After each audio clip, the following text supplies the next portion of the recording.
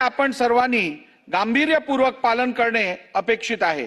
त्या दृष्टीने मी जाहीर करत आहे की विधानमंडळ परिसरात अधिवेशन कालावधीत यापुढे केवळ सन्मान्य सदस्य, त्यांचे अधिकृत स्वीय सहाय्यक व शासकीय अधिकारी यांनाच केवळ प्रवेश देण्यात येईल।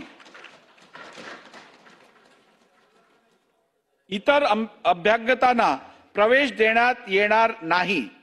बऱ्याच वेळा मंत्री महोदयांकडूनही वेगवेगळ्या बैठका विधान भवन येथे दालनात आयोजित करण्याची व त्यासाठी अभ्यागतांना प्रवेश देण्याची विनंती करण्यात येते। मंत्री महोदयांनी देखील याचे ब्रीफिंग व बैठक मंत्रालयातील त्यांच्या दालनात घ्याव्यात असे सूचित करण्यात येत आहे। अत्यंत अपवादात्मक परिस्थितीत मान्य अध्यक्ष व मान्य सभापती यांच्या समावेश असलेल्या मंडळाची मान्यता घेतल्याशिवाय मंत्री महोदयांना विधानमंडळात येथे बैठक घेण्याची व अभ्यागतांच्या प्रवेशाची परवानगी देण्यात येणार नाही।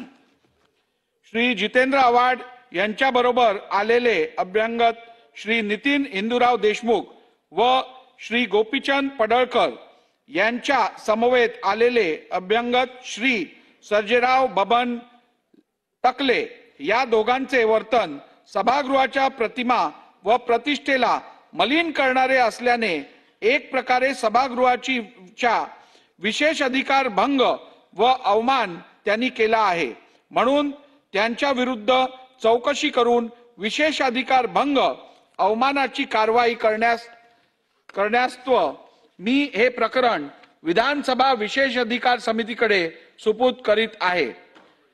याप्रमाणे विधानमंडळ या अवमान कर्तव्य विरुद्ध कारवाई केलेल्या परंतु त्यांच्यावर फौजदारी स्वरूपाची कारवाई देखील करण्यात येत आहे। श्री जितेंद्र आव्हाड व श्री गोपीचंद पडळकर विधानसभा सदस्य यांनी या अभ्यागतांना विधान भवनात आणले। त्यांनी अभ्यागतांच्या आक्षेपार्ह व विधिमंडळाची प्रतिमा व प्रतिष्ठा मलिन करणाऱ्या कृतीबद्दल सभागृहात खेद व्यक्त करावा व भविष्यात अशा घटनांची पुनरावृत्ती होणार नाही याची हमी घ्यावी, जेणेकरून सभागृहाची प्रतिष्ठा व प्रतिमा वृद्धिंगत होईल व भविष्यात अशा घटना घडणार नाहीत।